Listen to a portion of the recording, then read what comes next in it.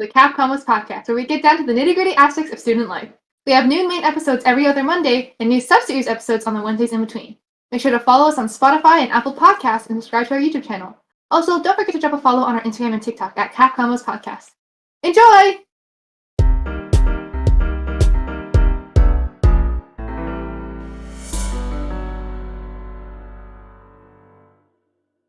Okay, go ahead. Sorry.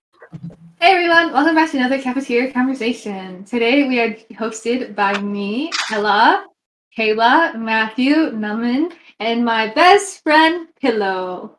Hi, If you're Pillow. listening on Hi, Spotify, you cannot see him, but he is a nice little dog. Want to say And- something? Lumpy. Very limp. Thank you for your words. Okay, let's say goodbye. Bye, Pillow. Bye, Pillow. So today is our part 2 of our gifted episode series thing, and we're going to be focusing more on the academics aspect. Just a little preface.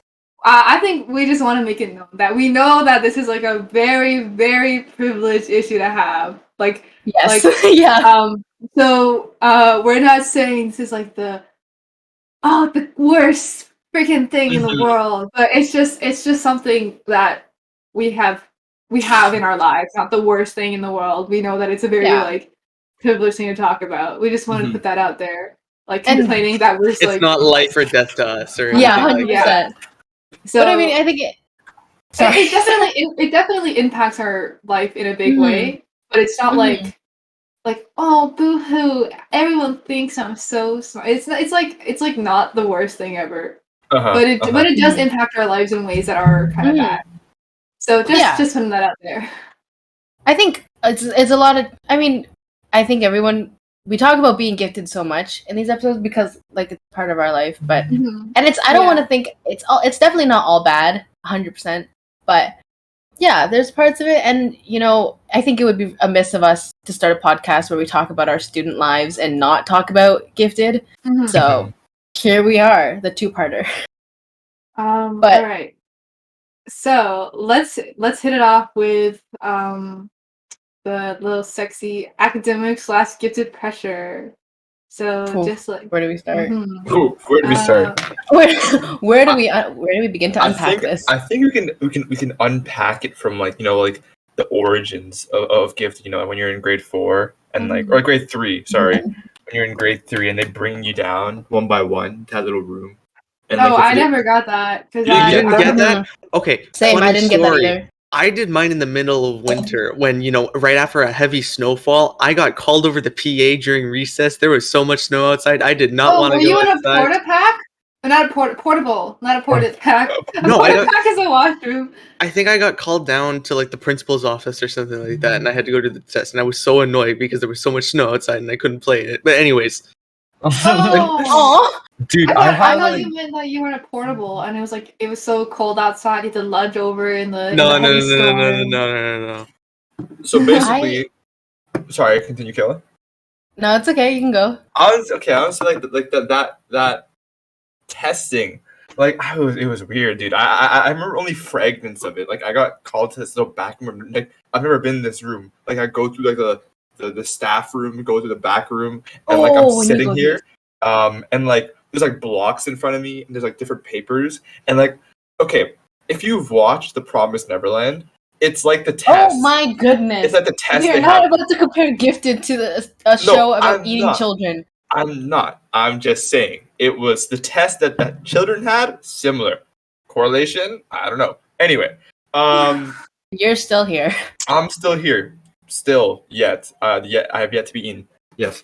But yeah, no, it was really creepy. I was so nervous, and then like I don't know. Everyone got called one by one, and it was so like I don't know. It felt like I was in like a TV show where they're like judging my mental. They're taking notes, everything. It was very, very scary. Mine was wait, you did yours as like an outside place, right? Yeah, we were both private kids. So I don't know. We probably did not go to the same one, but the one I went to, there was like they had like a sand pit, like a sand pit inside the. Where did you go? I don't know. Do you remember like where? No, because I was at Box. Oh, I don't know where I went, but there was a little sand pit type thing, and then they were like, "All right, let's take a break. So just go play in the sandbox." But then I ended up spending an hour playing the sandbox, and I think, and instead of doing the gifted test, and then I went back and did it, and I think it's really funny. Like that's a real kicker. Like instead of doing the gifted test, I freaking sat there and played in a sandbox with little toy dinosaurs for like an hour. Like if that's not like indicative of like like imagine you're bringing a kid to do a gifted test, and then they just spend like the entire time playing in your sandbox. Oh. And then you're like, okay, now do this worksheet, and then they're like, okay, they get up, they do it, and then they go back. So did you guys know that it was a gifted test? No, not at all. I'm not okay, sure. because I did. So okay, I'm not like the other kids. I did mine in the 5th grade because I was moving schools, and my parents wanted to put me in public school. And really funny side tangent, they tried to put me in public school in the 1st grade, and that lasted all about 2 weeks before I almost lost my mind. That's a different story for another time. But my parents wanted to test me for gifted, so I went to a private psychologist, and I had to do 2 separate sessions with them to test, like, very similar tests probably. Like, we had the blocks, we had the worksheets, and all that stuff, but it was one-on-one, and I knew that it was a gifted test. So I, at the time, because, like, to me, as a 10-year-old or 9-year-old, gifted is, like, you're smart. And coming out of the private school environment, I was like, I'm smart. I got 99 on my math speed drills the other day. Like, we're so smart. So I think that definitely, like, in a way, I was really, like, this was a bit of an ego stroke for me, because I know when I got the results back and they were saying, like, oh, your mathematics and your reading, like levels are so much, like, higher than the average student. Like, there's so much more this than the average student. Like, that really, like, drove it home. Like, I was like, yes, I'm smart. And then I went into gifted and almost, like, flunked 5th grade. And I realized not really that smart. So that's my starting of the story of my academic turmoil in the gifted program, because it's really a lot more than just how well you can read and how many math problems you can solve in 60 seconds. But also, there were like some pretty like super crazy smart kids in our grade. And I think every single gifted school had at least one kid in like grade 5 or 6 doing like university level math like super easily. Yeah. Like there was always that one kid that could just like, oh my gosh, that kid in our class is going to MIT or something. Like he's crazy. Yeah, no, because when you think about that now as like a 12th grader, you think about the math that we did like in grade 12, and you think about the math that they would have been doing math at higher levels than our grade 12 math in 5th grade. Like that's crazy. Like it was you don't even know how to like. And we thought that was normal. That's the kicker. Is like you thought that was the normal. Like in 5th grade, you thought you were supposed to be doing university level math because you know somebody else was doing it. Yeah, like we obviously like maybe not university, like because we knew that they were like a special case, but you should like you felt like you should be doing like 8th grade even. Like you should be going like years above. Like my dad and my mom would go to Costco and they'd buy those books, like like the curriculum books. Me too. They'd buy like I was in grade 4 and they'd buy like grade 8 one, grade 9 one. They said you have to do this, do an hour of this every day. I dreaded it. I never did it. I never did it. I always looked at the answers. Really? I always looked at the coloring sheet. Always did it. I hated them. I didn't want to do them, and I just didn't do them. And then my parents got really, really mad at me. I want to actually. No, what do you guys have to say about that? I know. I think talking about how our family impacted, like the way we were in gifted, kind of like is a lot too. Like I want to bring that. I want to bring that up. Yeah. But especially because I was just gonna say that because I know me and Elman both come from we're like 1st-gen immigrants. Like our parents are both like immigrants and they immigrated here, and I think a lot of gifted students are, or like a lot of the gifted kids I know are in the same boat. And I think Maddie and I are the opposite. Yeah, but we like, have I think there's like within like immigrant families, there's like a lot of pressure to be really smart and be grades ahead and being gifted, like not like the gifted standard of like being super smart, super ahead, being like grade 12 math and grade 3, whatever, you know what I mean? Just because it's like, oh, well, we moved here so you could do this, so you have to, you know what I mean? Yeah. We would never have this chance if we stayed. So now that we're here, let's be smart, let's be gifted. You know, there's like a lot of pressure to be good because it's like you have the chance to be good, so do it. Because like, it's not all direct. Like it's not all direct reference. Yeah, what's up? Okay, wait. Sorry, finish your thought, then I'll ask the question. Sorry. I was just gonna say, like, part of it, I think from a younger age, when I was younger, a lot of it was from my parents, like, pushing me to be more disciplined in, like, schoolwork and stuff like that, because it's like, they like as a kid they didn't have like all these chances, and I think as I grew up I kind of understood that more, but then it became more like pressure within like from myself to do good, because like, oh, how can you do bad when your parents moved all the way here for you? How can you do bad when your parents like your parents didn't get this chance to do this? Your parents literally moved across the country to across the world to do this for you, and you're doing bad. Like you're gonna get a bad mark on your test. You after all the things your parents did, like what's wrong with you? And then it's like at this point my parents aren't even the ones putting pressure on me, because they know that I'm like, they know that I care, they know that I'm disciplined, they know that I could do my work. But now it's like me, like yeah, you know? Yeah. But it starts off like, are you doing it for your is- parents or for yourself? Yeah. This might be a weird question, but I thought about this the other day. Because I have a really weird experience with parents in grades, because on one hand, like, I was adopted, so my parents are both, well, my mom's a first gen and my dad's an immigrant, but they're both like white. They just came from like different parts of the world where there are white people. And my parents were never like, my dad didn't go to university, my mom didn't finish university, so they didn't have the same, like, I guess, expectations. They just wanted me to try and do well in school, which, like, I love them for that. Like, I didn't really feel that same pressure. But my external pressure, okay, did you ever have teachers that would talk about, like, kids they heard about, specifically in China, who, like, could do really good math? And then they kind of expected you to be able to do really good math because you were also Chinese. Like, I had a teacher, I don't remember who it was. I had a teacher once ask me, because, like, I talk about being adopted a lot just because that's a big part of who I am. And I was like, oh, yeah, I was, adopted from China. And keep in mind, I came to Canada as, like, a 1-year-old baby. So it's not like I experienced anything in China beyond just, like, sleeping.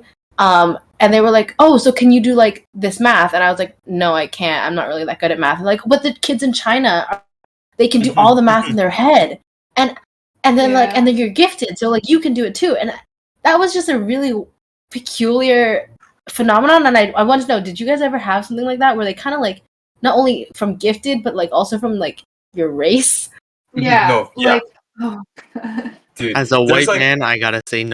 But Sorry, Maddie, I don't mean to exclude you, but I just I know in certain Asian countries, like academics are like the only thing that matters basically.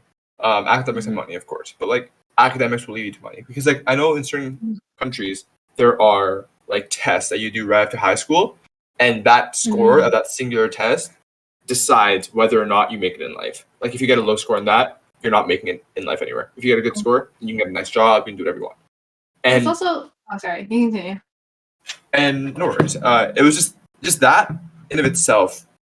I know that they have similar things in India, and my parents, and on the news, like Indian news, that my grandparents watch, they'll see like these really really smart people, like, oh, like got perfect on the test and like fixed the question, changed it, boom, fixed the teacher, insane. Nah, not like that. That's most lighthearted. give But like kids who teach the teacher.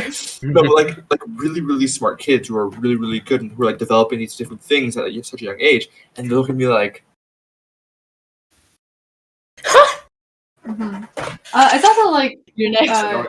important to point out that like when you hear about like these crazy Chinese schools, crazy Chinese smart kids, right? It's important to like note that the only reason you're hearing about it is because it's crazy. Like there's like hundreds and thousands of schools in China, and there's a reason you're only hearing about the smart ones, because you don't live in China, you live in like North America or whatever. Obviously, you're not hearing about every single school, so you're hearing about like the best of the best. And it's the same in China.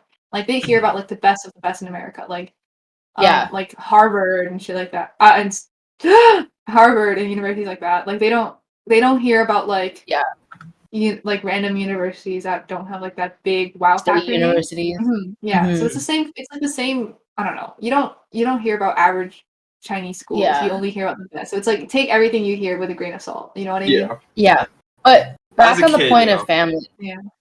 Yeah, exactly. But back on the point of family pressure, and I don't know, maybe Maddie can speak to this as well, because like I don't think either of our parents were big like pushers or pressures on ourselves. I would guess to say it was a lot of like self pressure. Yeah, no, I was very lucky that to my parents a B was good enough.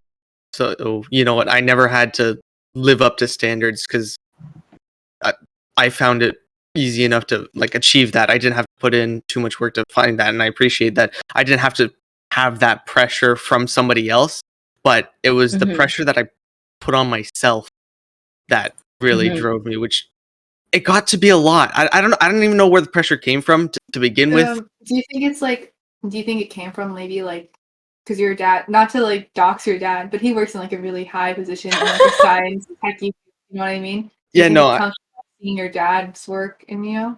Like, yeah, of course I always wanted to, do well and impress my parents and all that. And yeah, of course I wanted to kind of follow in his footsteps, like ever from a very young age. I think the only time that they really ever pressured was my dad, grade 5, gave me like cards for like your timetables, and I cried over that because he would, drill it into my brain, timetables. But that was like the only ever. That was like the only ever time that I got like doing math with your parents. Dude, that's terrible, bro. Oh my goodness.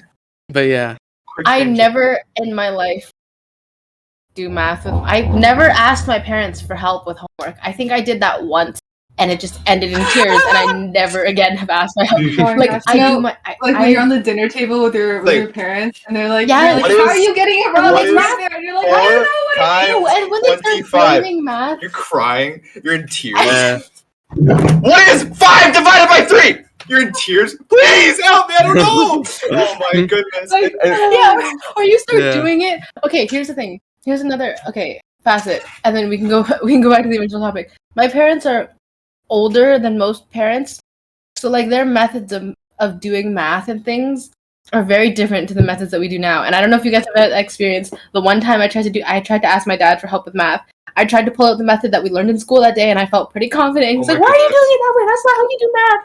And I was like, "That's how I was taught to do math." He's like, "No, you do it this way." And it's like, and everyone's in tears, everyone's upset, and now you don't know how to do it. Like your mom is looking from the from the stairs, just like looking at like the carnage that's going down. Like your sister's upstairs like laughing. Oh my goodness, that's just personal. No, man, I don't know if do you ever ask your like parents like a question, but since they don't like because English isn't their first language, and like they might have done things differently like in their home country, do they ever have that like, what the heck does this mean? Like, why are you doing this? It's like, back in my home, like back home, we don't do things like this. What is this weird thing? Because I remember, because my dad's like a engineering type guy, like I don't know, physics. And I was really bad at physics in grade 11. I remember him reading my stuff. He's like, I don't even know what half this means. Where are you getting these words from? I don't know what it was about grade 11 physics, but my dad just could not it as well. I don't know if they taught it different, something like back then. But like, that was my mom. My dad 5 hours to go through some of my physics just because the way they were taught different. And I think we came down no. It was just completely different, and I don't even know why. Yeah. My dad is super smart, but like some of the math, he's just like, I don't know this. Yeah, like if you just gave him the blank numbers, then it's fine. But then you add like the random like delta P is flying over 7x. What are the imaginary numbers for the plane of 5x times y z to the power of 4? Yeah, but also at the same time, you have a ruptured spleen. What do you do now? Calculate y. No, okay, but for my mom, she straight up like doesn't. Okay, this is not to like out my mom, but I don't think she cares. But like, I tried to. My mom was a pharmacy student at like a pretty good university when she was in university, and she loved like math, physics, chemistry, all that stuff. Like that was her jam. And I was like in high school, I was like, I'm set, man. Like I got my mom, and I tried to ask her one day. She goes, "You do realize that the periodic table wasn't completed when I was in school. I don't know what you're talking about." And all of my hopes crumbled. Oh my God. She's like, "They're straight up elements. I've never heard of these. What is like germanium, Einstein, sure." She's like, Einsteinium. I like how the newer elements, you can tell they ran out of names, so they just started plugging in random people's like random scientists. There's like, isn't there one called like Californium? Like they gave up. They straight up did. Scientists nowadays lack creativity. There's like uranium, like okay, that's been around. What? Uranium's been around. I'm talking about the old cool ones like carbon, oxygen, hydrogen, California. Good old oxygen. Yeah, but anyways, back on the point of academic family. My pressure was 100% myself, but also the idea that like now I have this label of gifted stamped up on me. now I have this label of gifted stamped on me. How do I live up to those expectations? And also a little bit of like everyone else seemed really stressed about their marks and their parents, and maybe I should be too, because they're stressed over marks that are higher than mine. So I should be even more stressed by that logic. Yeah. And I think that's I think in the gifted program it's really easy to fall into the whole mindset of like not 100, not good enough. And then not realizing that your marks are completely fine, because it's like, because for us the provincial standard, it's like you have to get above a certain mark. What's that percentage? 70 to 70. I think it's 75. Yeah. And like for a lot of people, like marks within the 80s are really good. Like those are fine marks. But when you're in like a gifted environment where it's like everyone's getting at least a 95, it's like that 75 provincial standard now becomes a 95, and it's like if you're getting below a 95, you're not like actually gifted, or like not actually, you're not even smart. average. Like you're not average in class, because it's like when you have kids that are literally only working towards high marks, it's hard to like remember, because it's like, once again, it's been since like grade 4. You've been with these kids since grade 4. It's like hard to remember what it was like. Also, like I feel like in elementary school, marks aren't really like, you can't check your marks after every test you do. You can't, like, you know what I mean? Like it's like you gotta wait for the report cards. I don't remember any of my marks from like elementary school, because I had no idea like because you got them on your report cards and that was it. And then I could not care less. It was like whatever. But then if it was good, it was good. If it was bad, it was bad. It didn't really. If it was bad, they would talk to you. If it was good, they would just be like, whatever. You know what I mean? Yeah. But like, I remember going to high school, and it was like, oh my gosh, my marks are on my hands, and now everyone's like, oh, I got like a 97. I kind of wondered if that was a good idea. I know people were like, oh, I got a 97. And I was like, I got a 82. Yeah, like I got a 67. And it's also like weird because it's like in the first year of high school, it's like immature grade 9 kids, right? Like you have no social skills. Especially like going back to like the last episode, they probably talked about how socially incapable gifted kids are.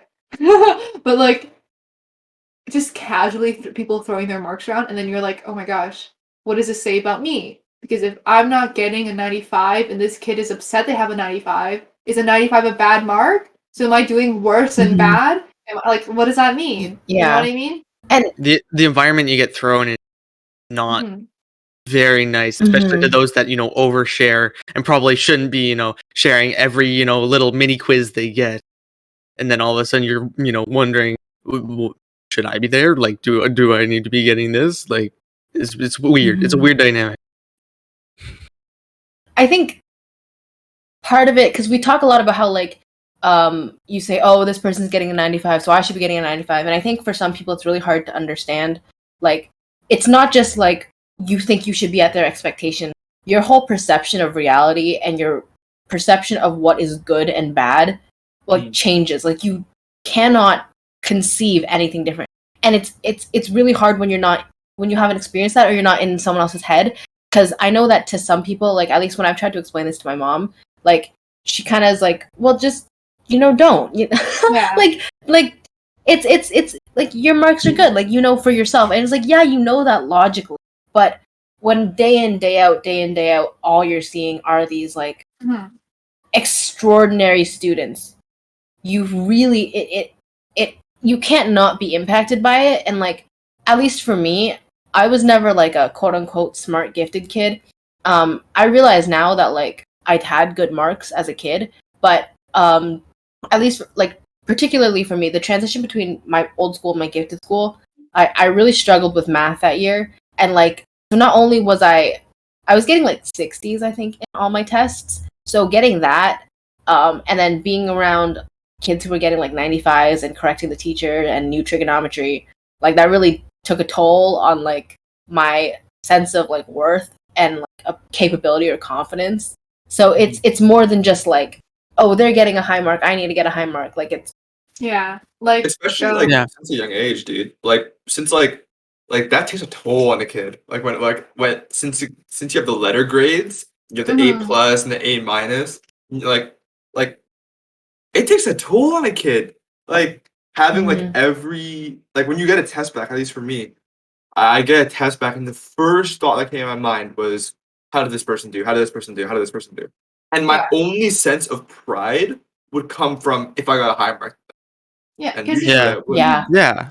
the gifted environment, like it's pretty competitive. Like It's so like competitive. a bunch of kids who were told that they were the best, and now suddenly they're not the best because they're in a class with every other like kid that was told that they were the best. The best. Now they're all exactly literally best. Like marks are such a big indicator of like gifted is like one big comparison almost. Like we're already the top. I don't know the stat off the top of my head. Whatever percent of students, and then you further it based off of the marks that you get in class, and you get these, people going around the class like, how'd you do? How'd you do? How'd you do? How'd you do? How'd you do? And you're like, there's almost like an unofficial ranking within a class because everybody knows how people 100% is there. And it's by subject it's so too. weird. That's the math kid, that's the English kid, that's the art kid. Yeah. And I don't even know where it came from because, I do know where it came from because everyone thinks that, I just want to say, you're told that you're the best, but you're not the best because you're necessarily smarter, but that's what you were told, right? Gifted is about your thinking process, but somehow it turned out to be, academic process, academic performance. And it's it is who the math kid is, who the science kid is, and it's not healthy to do that to yourself. Especially when you're not when you excel at anything. I know for myself, I didn't really excel at anything. I wasn't really the best at math. I wasn't the best at English. I wasn't the best at. I can't even speak. I'm not the best at speaking as well. I wasn't the best at art. Right. Honestly, I was just decent. Right. And it's just when everyone's oh wow, oh yeah, you're oh we know, for example Ella, we know Ella's gonna get a great mark on this because it's an art project. Ella's so good at art. We know Kayla's gonna get a great mark on this because this is math and Kayla's so good at math. For example, but you go into every single day with uncertainty, and it's very, very tough.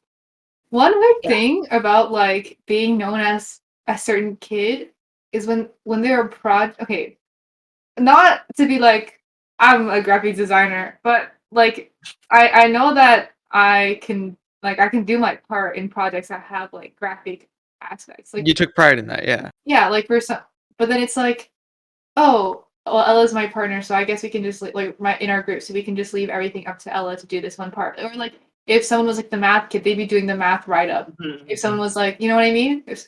So I remember a lot of it's that everyone else in your group kind of cares about your mark, so then you have this weird because pressure, I guess. You want to do well because you don't want to be seen as a dumb kid because how do you mess up a project like that? And also you don't want to be oh, I'm never doing a project with Ella ever again. She got us a 90 on it, or you know what I mean? It's yeah. Oh my gosh, yeah. There's competition in the group. Group projects are a whole other breed of just bad sometimes.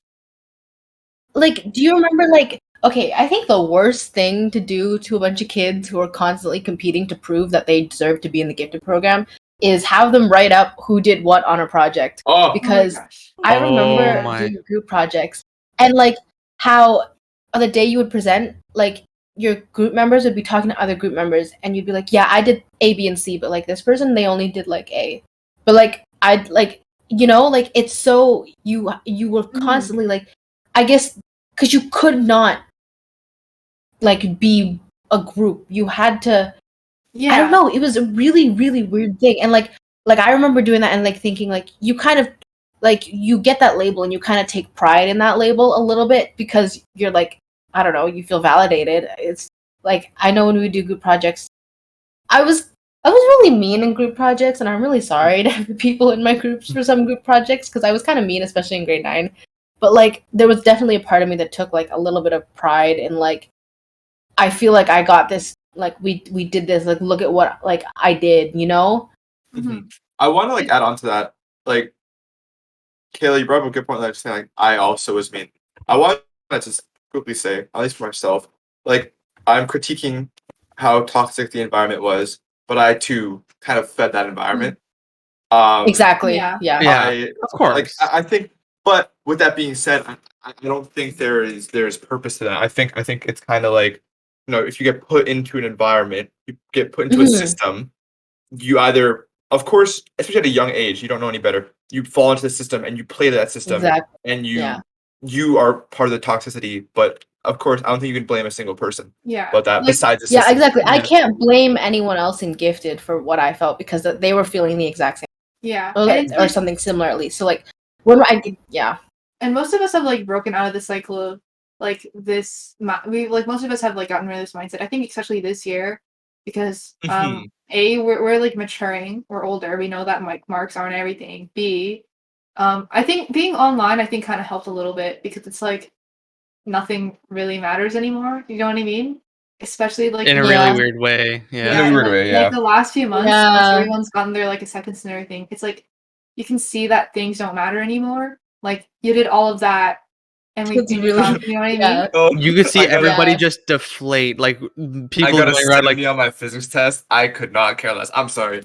I love my physics class. I'm sorry. It's interesting because now that a lot of us are like we're leaving high school, we're not going to be in this environment anymore, and like I guess technically for us, Grifted ended in grade 10, and we've had the chance, and I think grade 11 and 12, to reflect a little bit more because it's like, yes, you're still in the same class as a lot of these people, but I think it's like a lot of it is maturing and understanding that marks aren't everything because then you get hit with like a reality check. It's like you said, like around the 16 year, like once you like around when you're 16, you kind of get hit with the stop being so annoying and just like that grade 11 year when you finally start taking more control, you get more electives, you figure out what you want to do later. You get hit with this kind of like reality check that whatever word you want to insert there, that you need to start taking control of different things and kind of being a better person than maybe you were in Gifted.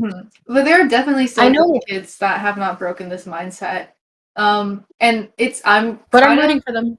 Yeah, I'm kind of like, because I think there are stages of reality checks. Everyone goes through them at different times. I think one is like when you're like going from grade 10 to 11 or 11 to 12. That's like one of the big reality check points. And then another one I think would be in university. Like I think that would be a really big one. Would be, like entering the workforce. You know what I mean? Like those are the three stops. If you miss the last one, then you're done. But like, good luck. I think like okay.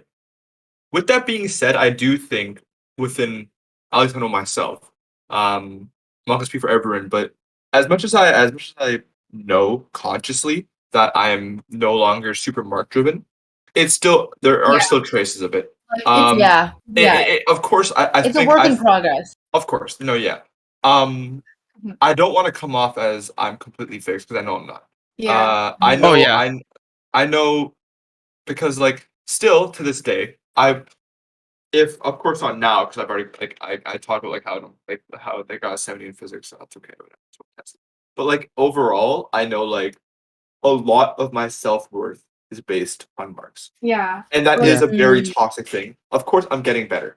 Of course. But I know a big part of my life is marks. And I know first semester when these marks were still counting to your university. Yeah. I was very okay, that's of course it's not to say like right when marks stop, I stopped caring. Of course it's not to say that.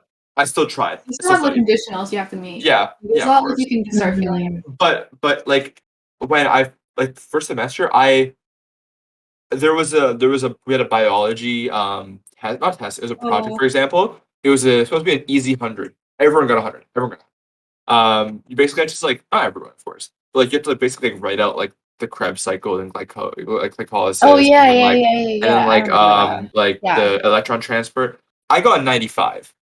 I got 0.5 mark off. I got a 95, and that was probably one of the worst days of that semester for me. Because everyone was talking about how they got 100, and I got 95. And 95 is a good mark, dude. 95 is a good mark. But I spent the whole time thinking I was less than everyone else, and I was worthless, and that I was gonna die alone, and I thought I was gonna die alone and never and fail out of university, and I was going to never get into med school, and I was gonna die by 25 and be alone.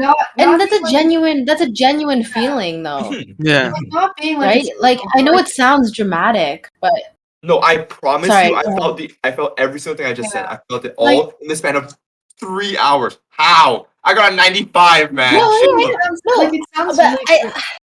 It sounds like Sorry, go Ella. It sounds like really dramatic because it's like, oh, it's a 95, like that's still a good mark. But like, imagine everyone else in your class getting an even higher mark and you're getting the lowest one. Do you know what I mean? Like, you know, in group projects when it's like individual marks and then your group you get the lowest one. It's like, do you know what I mean? Because you still get a good mark. It's like, but why couldn't I get the same mark as them? Like, how come they get 98s and I got a 96? Like, what is it? Or like, not even that. Like, how are they getting like a 97 and I'm getting like a 92? Because I remember I got that in a mark. That's like a very like real thing that I got on like a group project and thing. Like, what is it? Like, what am I doing wrong? Like, how am I not as good as everyone else? Because even if my 92 is like a good mark, it's raising my mark. It's like really high in my like even like maybe it might be better than like other groups' marks. But still, within my group, we did the exact same thing. We're not even we did like we had the same outline, we had the same guidelines, we had the same answers. But what is different from mine? Like, how am I not getting it? Like, how am I doing the exact same thing but still getting lower? Like, it ties back to like from a kid. Like we talked about this. Like, of course, I don't think any of us want to be this dramatic about marks. No one wants to. No one wants marks to be the only thing in their life. But it's the system, dude. I think. Especially like as we were talking about earlier, when you're a kid, the first thing you do, you compare marks. You look, oh, I got an A+, oh, I got an A-. And that comparison in your head, you're like, I was scared to go home and show my parents what mark I had. I got an A- on a French thing in grade 5. I remember taking a pen, putting a line through that minus, and making a plus to show my mom. I used to do that so often just so I could feel in my head like I am good enough. It was a singular line that determined my worth in grade 5. I think that, and that's not only me. I think there's a lot of different kids. Yeah. And it's so mess, dude. It's so mess, and that carries on to high school, and that carries on to this. How we had a debate project in grade 10, and everyone else got such a high mark, and I got such a low mark because I kept on apologizing. Because I'd stutter, I'd say sorry, and I continued, and I got such a low mark that note saying stop apologizing, and that killed me. Like, dude, it messed with me so much. And it messes with a lot of kids so much. I think on the topic of like reality checks, things like and marks and how you view yourself, I think my experience with marks has been a little bit backwards in a sense, where because I guess my reality check hit me a lot younger. I had a lot more time to sit with being the dumb gifted kid. Again, I'm using quotes. So I really let marks limit my potential. And like, I didn't feel confident in anything until like 11th grade, maybe. And even then, like, it was a real struggle. And I constantly told myself that like the expectations of like, oh, I need to be a 95 weren't even in my head because I was so convinced that I could never even begin to approach those marks. Like, I was like, those are never even, like, I would say to myself every day, or not every day, sorry, every time we would do a test, I was like, if I can even get like an 80, like if I can get an 80 on this, I'll be happy. And like, to me, that was all I could achieve. And that limited my confidence and my potential in classes so much. And you can see and I don't want to use marks as a meter for this, but like, you can see in my marks when I started to gain more confidence in myself. And as I started to detach like the number from my own capabilities, like I did better in school because I didn't allow those pressures of like, oh, I'm never going to be even anywhere near as good as them. So like, I should just be happy with like what I have. Right. And I think that was really toxic of me, because then when I would get marks back, I would be like, yeah, this is all I can do. And then I would get really, really annoyed when I would hear other people complain about their marks, because I would be like, in my head, I was like, you're lucky enough to even be able to get those marks. Why are you even complaining? You know, and that's not good. So no, I agree. Like the whole like, you're lucky enough to get this 7 mark. Like, no, like it's no, I agree with you. That's very no, because like I kind of feel like I'm on the opposite side of the spectrum with that. I was lucky enough to be born with the ability that if I can read something, I can comprehend it pretty well, and so my study habits consist of me reading worksheets the day or a couple days before the test, and I would still come out with marks. And I feel like I don't deserve those marks because, you know what, I'm surrounded by people that spend night in, night out, like 12-hour days just in front of work and do like textbooks and like constantly doing work problems, and I'm just sitting here getting like really good marks for.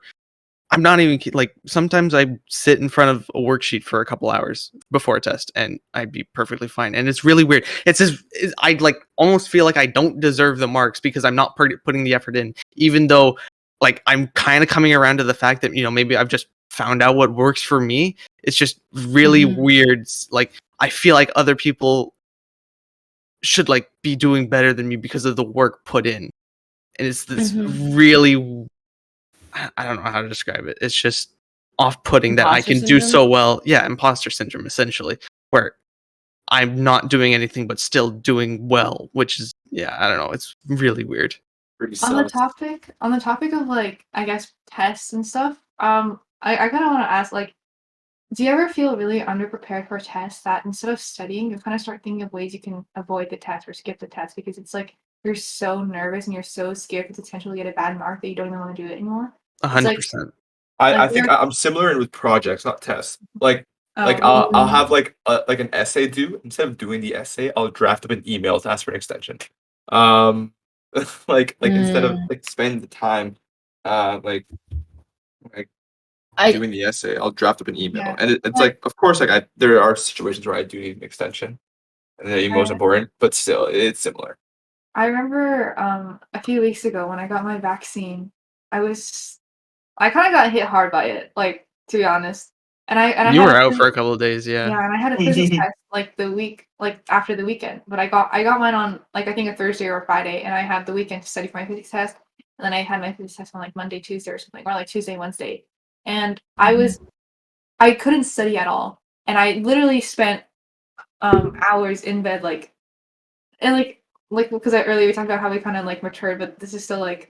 Sometimes it still gets you. Like, I was in bed crying because I couldn't study for my test because I was like, okay, if I don't study, I'm going to get a bad mark. And I can't get a bad mark because it's like, what do I... Like, not to be like I've never gotten a bad mark before, because I have. Like, if we talk about, like, grade 10 math, I think that was a really rocky year for a lot of people. Oh, my goodness, when we get started. We can come back there. We can come back to that. Okay. But I just, like, there are times where it's like, I can't do well on this test, so, like, what am I going to do? Like, I've been like, okay, if I like have a nosebleed in the middle of the test, I could probably not do it. I'm like, okay, so how do I get a nosebleed in the middle of the test? Like things like that, like really crazy, stupid things like that I genuinely considered because I couldn't do because I was worried I was not going to get like a good mark. Like, and it's also like fair to point out that like a lot of the times I don't feel confident in a test. I should be confident. You know what I mean? Like there are times where I can pull the material. Like I know the material, like it gets memorized in my head. But I'm like, I'm convinced that I can't do good because, like, how could someone like me do good, even though I have done good in the past? Like, I don't know. It's a lot of weird, like, people telling you you're good but not good. You know, it's like you never know if you're good or not because you don't even know what good means anymore. Because, you know. Yeah, I don't think I did the thing where I was like, how can I escape it? But I definitely I know I said like I definitely have matured, but I definitely like marks and proving myself is still a big part. And for me, it's a lot of like I need to know that I did everything in my possible capabilities to prepare for this, so that when I get that mark back, I don't have any regrets. And that can be good in the sense that like I know that I put my effort in, like blah blah blah, happy-go-lucky rainbows and all that jazz. But in another way, like I will push myself so hard to the point where like when I was studying for the AP Bio exam, like I did not need to go through that 1,300-page textbook, but I did need to go through that 1,300-page textbook. And I will get to the point where instead of thinking about all the ways I can get out of doing it, I will think about all of the things I'm going to tell people when I don't do good. Or like all of the reasons explaining why I didn't get that mark. Or all of the, also like calculate, like I will be in the middle of a test. Have you ever been in the middle of a test? Yeah. And like you're on the last couple questions and you pull out your calculator and you're like, okay, if I don't get this question right, where can I sacrifice my marks? Like I will leave a test. I left every single biology test we did this semester with like an idea in my head of what mark I was going to get, so I could start preparing myself and being like, oh, I got this because like I didn't do like I knew my mark before we even got it back, or like I thought I knew my mark before I even got it back because I needed to be able to tell people why I didn't do what they thought I was going to do because I put in all this effort. And I might be happy with the mark, but other people would thought I was supposed to do better. So I had to satisfy them now with these explanations of why I didn't do as good as they thought I was going to do. I remember when I was sorry. Go ahead. No, go. Okay, I remember when I was in grade 11, I got like the flu for like 2 months, or I was out for 2 months. But I was, instead of being like upset that I was missing school, I was like, oh, thank God, because if I go back and I do bad on the test, there's a reason why. Like, if I did bad on a test, it's because I had the flu for 2 months. It wasn't because I was stupid. You know what I mean? Yeah. But like, and there'd be nights where this is kind of like, I guess I have 2 points. Like, me being thankful I had the flu so I could have a reason why I was dumb, but I wasn't even dumb. Like, that was just the way I was thinking back then. Another one was be like, I think I fast track chemistry, so I was like 15 doing, like, so I felt like I had a lot to catch up on when technically I didn't, because I knew the same prior content as everyone else, because I had science first semester, so it wasn't like I was behind, so I was like perfectly fine, but I was convinced that I had to do what everyone else was doing, but like 2 times more, just because I was so behind. But I wasn't even behind. I don't know what was wrong with me. But I would pull all-nighters for tests. Like, I would study for like 3 days straight. And like I don't know, like, for when I had chemistry tests, I would literally not sleep the night before. I would take a nap after school and then just go for like 12 hours straight, because I was so worried that I wasn't gonna do good. Like, I was gonna miss something. And I did perfectly fine on all the tests. And like, if I didn't stay up for 12 hours, I probably would have done fine, like the same or even better, because I had sleep. But it was like, I was so worried that I wasn't gonna do good. Like, do good to like my messed up standards back, that I would literally sacrifice so much just so I could study. But then it's like, when you do that, like, I say this like I study 20%, but also at the same time, I'm like, there are times where I just cannot study. Like, there'll be times where I'm stuck in bed and I cannot bring myself to study. I'm just like giving up all hope, because it's like, if it's so late already, what are you gonna learn? But then at like, and we're like, crap, I'm actually gonna fail this test. And then you drag yourself, and you're like cramming, and you're like in tears, because you're like, I can't believe I'm so stupid. I can't believe I did that to myself. I can't believe I lied in bed for so long, and now look what you've done. You're gonna do so bad on this test. And it's like a constant cycle, Yeah. like studying, and you have to spend every waking moment of your life studying. Yeah, like that. If you don't study, you're wasting time.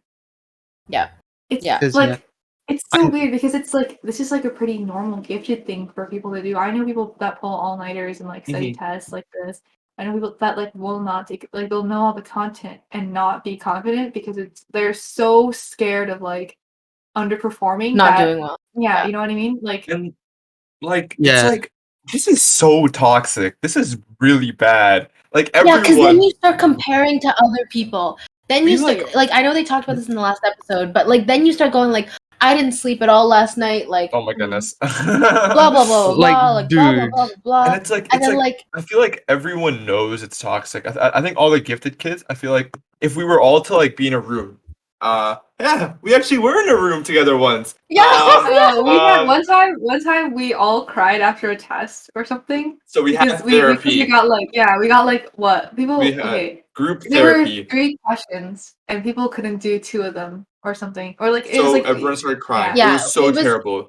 It was our first experience, like, because the style of the test was something you couldn't prepare for, because they were called like thinking questions. So they're questions based off of the knowledge we already had, but we didn't know necessarily like how the question was going to be phrased. And for a lot of us, that was like terrifying. And I think for me, that was like a big reality check of, I realized like, this is how much I'm like putting my whole personhood on a number on a page. Like, I am letting this number on a page determine my personhood. And like, our whole gifted class, like, collectively, well, not whole, I don't want to speak for everyone, but like a large majority of our gifted class could not handle it. And the teachers were genuinely like, the next day they sat us down in the science classroom in a circle, and they like had articles to talk to us, and like they literally were like, guys, your marks don't mean who you are as a person. And I remember thinking that was I was like, it's like, you say that, but like, you do all this stuff. Like, I remember thinking like, that was so stupid, but they were genuinely like, thank you to them, because they think that like a lot of gifted teachers, or teachers that have a lot of experience with gifted kids, sometimes are kind of hypocritical in the sense where it's like, because you know that gifted kids, like, I think as every single gifted teacher knows that gifted kids center a lot of their worth around their marks, and they're like, guys, marks don't matter, blah blah blah. and then we'll go around and say, oh, I can tell that you don't try because your mark was bad. You know what I mean? Like they'll say things that like contradict each other. It's like, okay, my worth isn't surrounded by my mark. It's based on how hard I tried, or how much effort I put into it. But you're telling me that I didn't put enough effort because I got a bad mark. Yeah, like the teachers that say, "Oh, you didn't get a bad mark. Study more. Go now. Yeah, like, study. Why aren't you doing this? Why aren't you I doing don't this? know. I gave you this. I gave you this. Why?" Like, It's weird that certain like no, I'm not like saying they're bad teachers. I just think it's interesting that teachers can also contribute to the environment because they'll tell you one day that your mark doesn't determine your worth, but then treat you differently based on your mark in the class, or like judge you differently. One of my teachers was only nice to me during the biology unit in grade 10 because that was the only unit I did good on. But then afterwards it was back to like the whole, yeah, you don't try, but like I tried because I did well on the bio unit. Do you know what I mean? Like, so I only tried during the unit I did good on, but I don't try on the units I do bad on because I don't know, like it just solidifies the idea that indicators. And you know what? I didn't even do bad in that class. I did not even do bad in that class. I don't know. Like, yeah, I think maybe that's why the whole like we call it the therapy session kind of rubbed me the wrong way, is because teachers say things offhandedly sometimes, and students do this too. Like we say things offhandedly because that's students more because that's the environment we're put in. Teachers, I don't really know, but I know that they don't necessarily mean anything by it. But like, not to like say anything, but like, you kind of gotta handle gifted kids with care. Yeah. Like, I don't want to say like we're special or we need special treatment, but like, it's really like you'll say one thing and that will stick with that kid for the rest of their life. Like they will win a Nobel Peace Prize, but they will still have the fact that they didn't feel good enough in your grade 7 geography class in their head. Like that is. I remember being told that I asked too many questions or not enough questions, and now I don't know how many questions to ask because I don't know what the appropriate amount of questions is. Because it's like if you have a question, just ask. But then certain questions are not okay to ask. Like, oh, you should already know this. But like, okay, so you're just not going to tell me now? Like, there are no dumb questions, but except for except for the one that you just said. No dumb questions. Yeah, except for that one. Except for that one. I've been teaching for 25 years. Like, I don't know. I think it's weird because there's also some pressure from teachers, but I don't even think they realize they put that pressure on you. It's just like they can make like one like really, really small offhanded, not even meaning anything comment about a mark. And then it's like, oh, that's like sending you into a spiral, and now you're like having a breakdown because you think that they think your mark is bad, and now you're like stressed because you're like you want to prove to them that you're smart, but they know you're smart, except they don't know you're smart because you're not doing well in the test, except you are doing well in the test, except you're not. You know what I mean? It's and I think sorry, I just want to say something really quick. I think like it ends up like you really end up kind of limiting your own. You start doubting yourself in a lot of ways. Like I say, Max mentioned this in the last episode, how in class I will like say like, oh, can you explain that to me like you would explain it to a 5-year-old? And it's a little bit funny, and I don't really mind like saying it, but I catch myself more and more now, and I'm trying not to do it, where I like will start off the conversation making it known that I am not as smart as everyone else, or like making it so that like I'm using quotes here, but like I'm coming off dumber than everyone else, so that I said it first, you don't have to say it. Oh, because of the fact that I got like an 82, like I think this might tie into social a little bit too. But you know how sometimes when you talk about your marks, you don't want to come off as you're bragging, so you kind of like play it off as like nothing, or like it's like in order to be humble and gifted, you have to act like you're stupid. Do you know what I mean?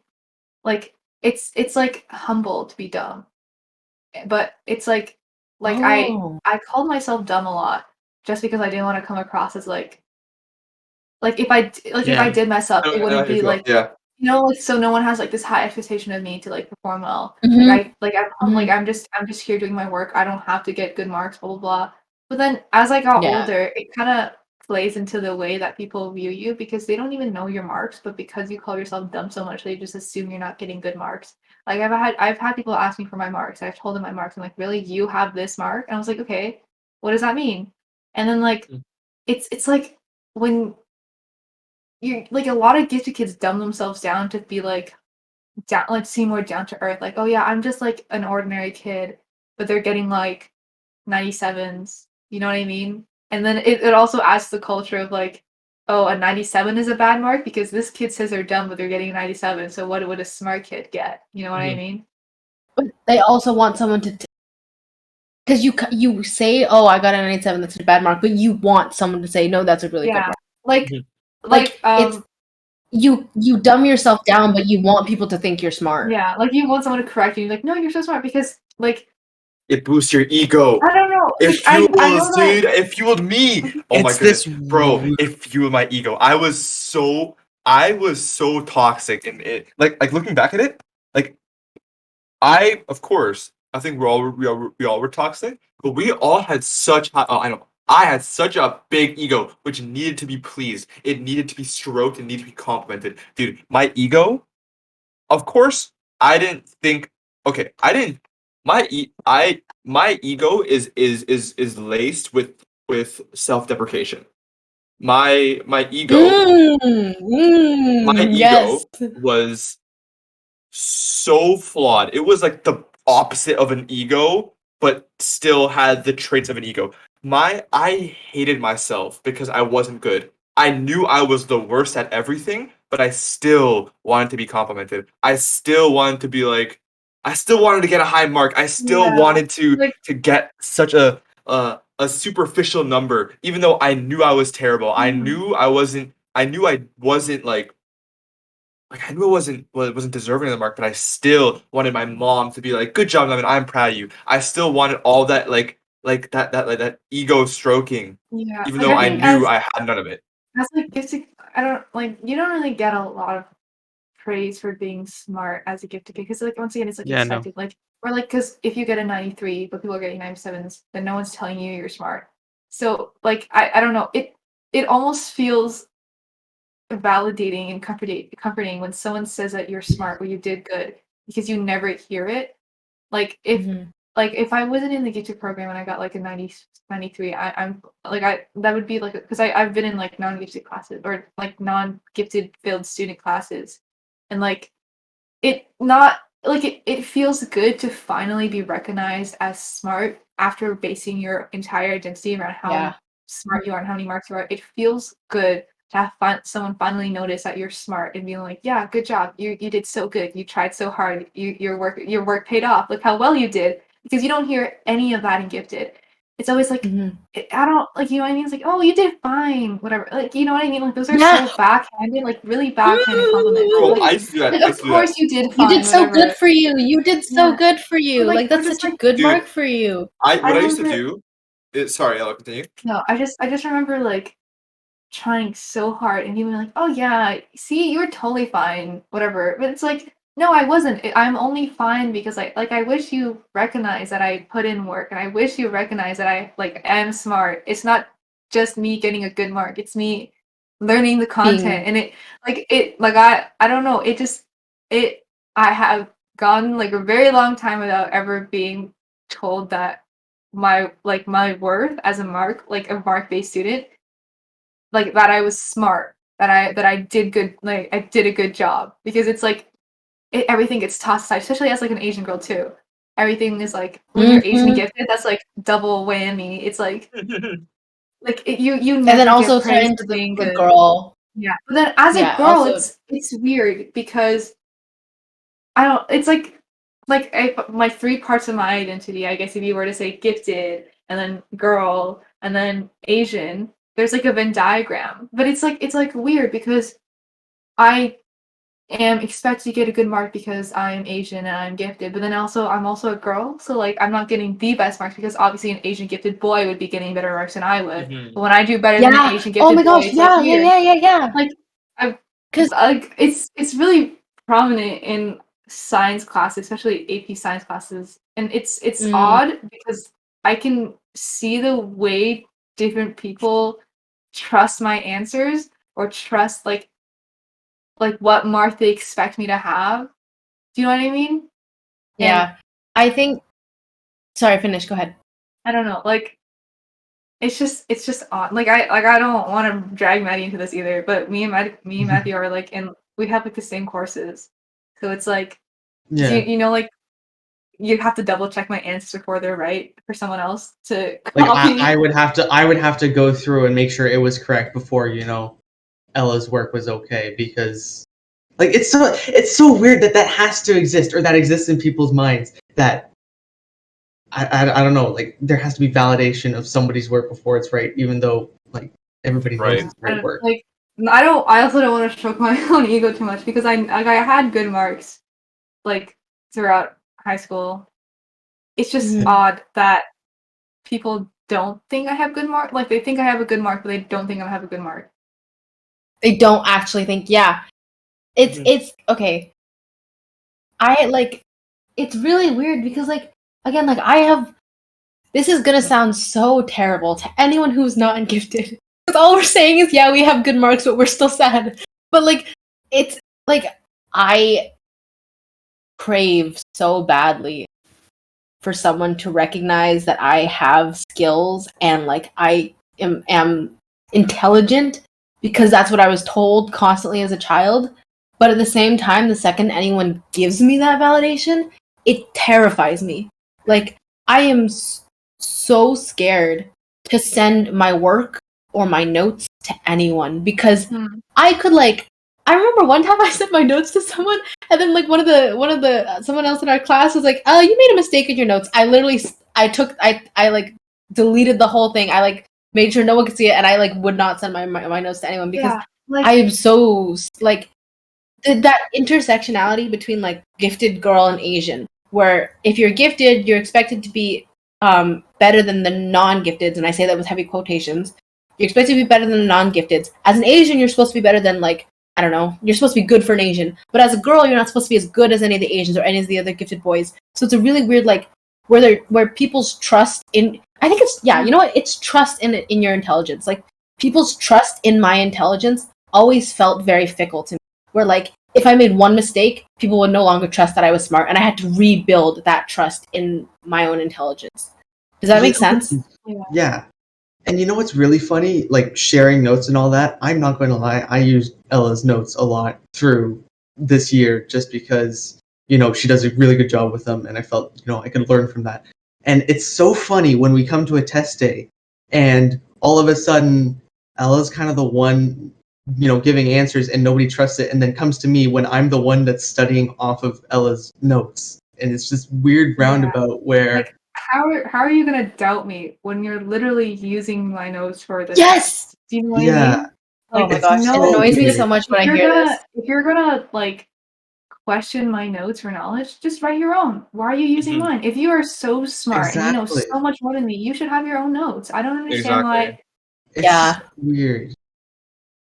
I hate it when people do that. Like, or like, when I would say, you'd send someone an assignment or something to like look at it, and then they would be like, "Oh, well, like, are you sure like the numbers are right for this lab?"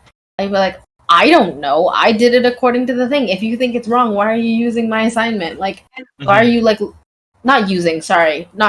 Like, why are you referencing it? Or like, you know."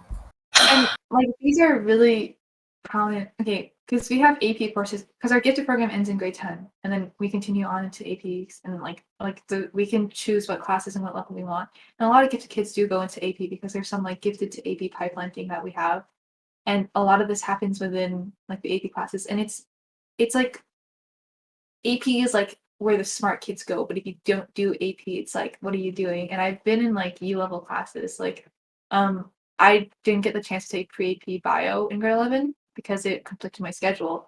And the difference between like the two, like, because I've been in pre-AP classes before, but just the difference between like having a class with like no other gifted kids in versus like a class that's so like every single kid is a gifted kid for like 2, it's so different. But it's also weird because it's like you're learning the same content kind of in grade 11, because you only get tested on the curriculum content. You don't get tested on like the AP stuff. So it's like we're doing the same thing. But, like, somehow my class wasn't as smart as the other class, where like what we were doing wasn't as good. Like there's like a whole there's like a huge like thing where gifted kids will view AP classes as like so much better and like so much more worthy, and like all the kids in the gifted class are like are in the AP classes are like so much smarter, and but like U level bio is like an easy course, right? Like U level like, or you know what I mean? Like just like having this idea that if you're smart you should be taking AP, and if you're dumb you're taking U level, and that's why you're taking U level because you're dumb. You know what I mean? I would hear you. Do you guys remember the comments, especially around report card times? And thank goodness we don't ever get report cards again. I'm so excited to not have to talk about marks in uni. But when people would say like, "Oh, the course average for biology is so like low. Why is it so low?" And then people would be like, "Oh, it's not our class. It's like the other class." Or they would say like, "Oh, we're the ones holding up the average." Like that is so terrible to say. And but like to like again, like back at this point, like are we to us that was just like we didn't I don't want to say we didn't see anything wrong with it, but like it just didn't click in our heads. Yeah, like a lot of people look down. I can't explain like yeah. I remember because I know there's some people in the gifted program that have like friends or siblings or cousins or just anyone they knew that weren't gifted, and they would constantly talk down to them. They like talk down about them, like they'd be like, "Oh yeah, they're so stupid, they're so dumb, blah blah blah." And like, but then once you get to know them, it's like they're smart kids. They're like, I know someone that's getting that like has like 100 in all like most of their courses, but they're the person that we know and gifted that knows them constantly talks about how stupid and dumb they are. But it's like they're not even dumb. They're just in a U level class. They're just not in a gifted class because they don't want to be. Like, do you know what I mean? Yeah, or like you were shocked when you find out that a non-gifted person is smart. Like that is the I think, oh my god, it's everything is so circular, and what I mean by that is everything is so it's a cycle. Everything like everything ties back to each other. Like everything ties back to being old. Everything ties back to that initial test. Everything ties back to getting that score of your IQ and your parents being like, "Nice, good job, you're gifted. Wow, go you." And then you get into that class, and then everything seems fine in grade 4 or whenever you join.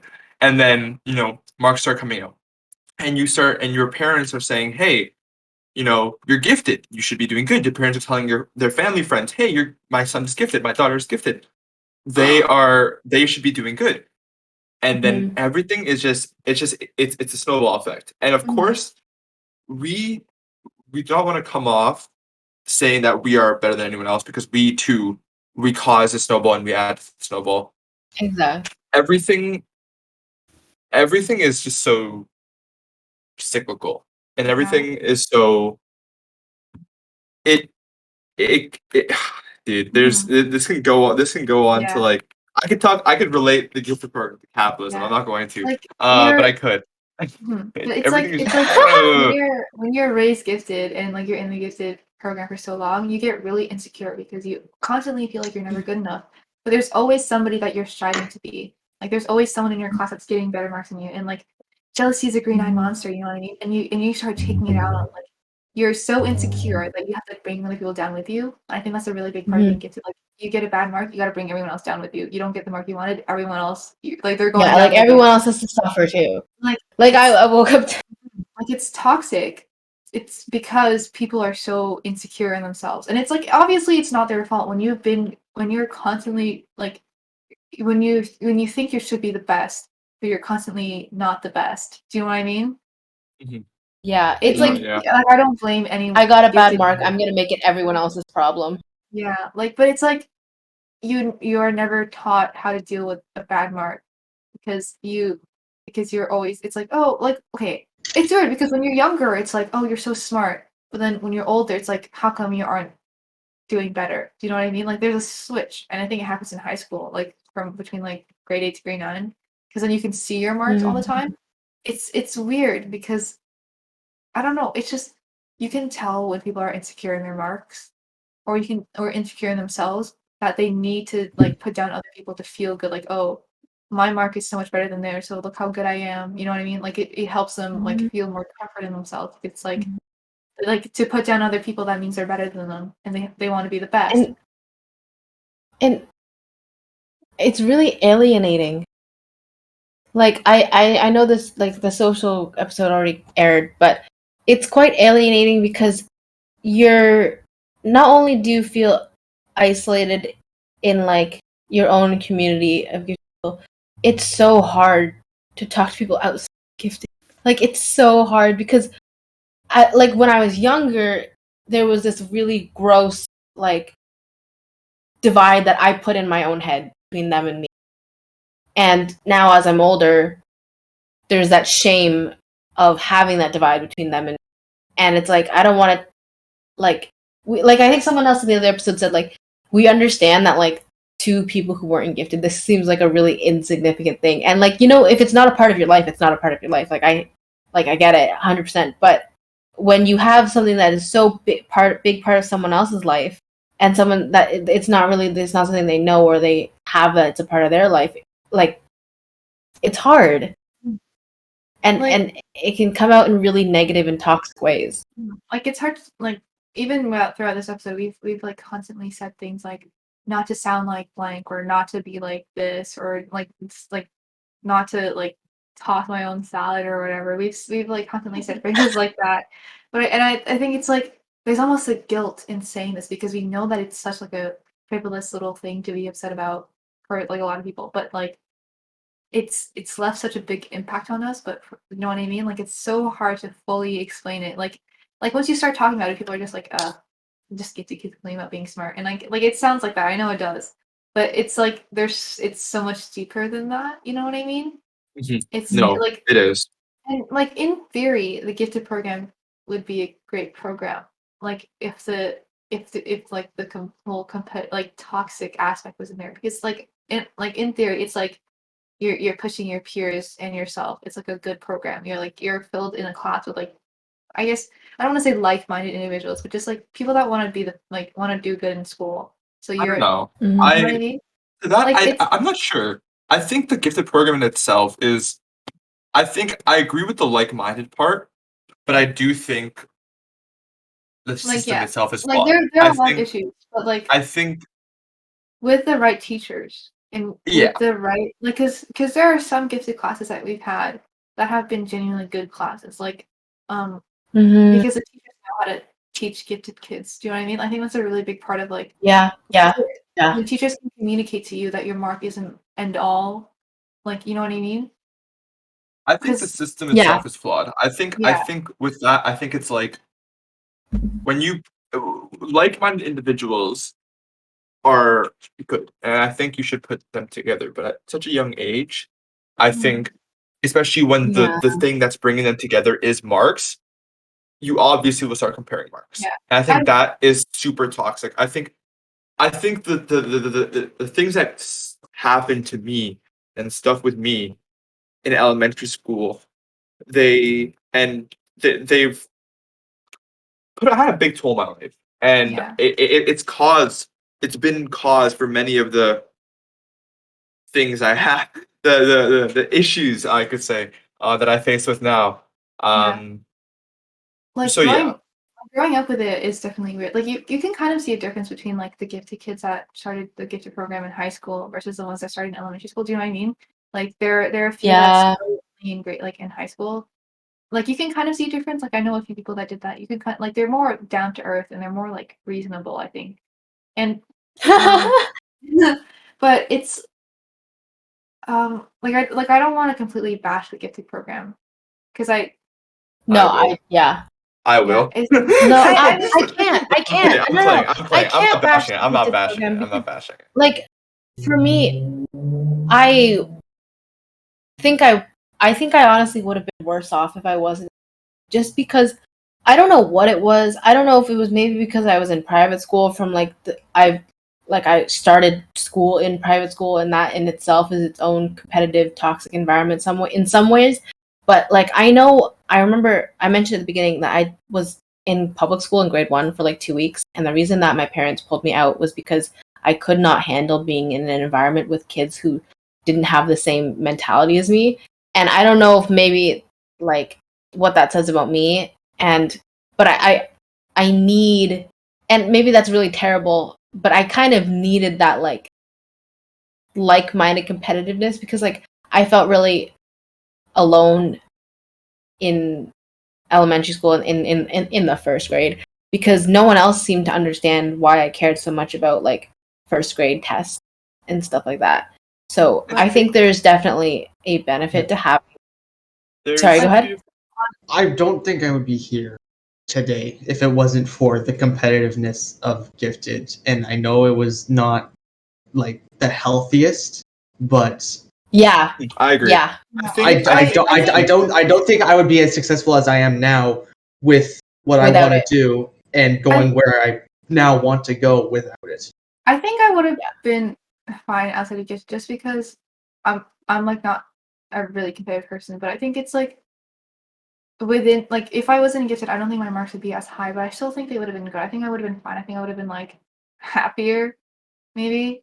I think I would have had. Yeah, that's fair. I don't know if there's like success is like fully measured in academic, like us talking about. I'm talking pure. But I think it's interesting. I think it's interesting that we talk about the outcome of Gifted and how it works in terms of our mark. I think that's interesting because it kind of still shows. Because I mean, like, sorry, I was thinking socially. Like, I would not have been able to survive outside.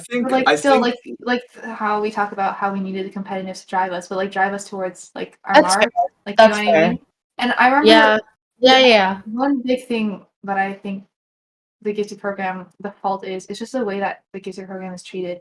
Because I remember in the article that we read during our therapy session in grade 10, it talks about how gifted kids aren't praised for their work ethic or their effort or like their genuine self.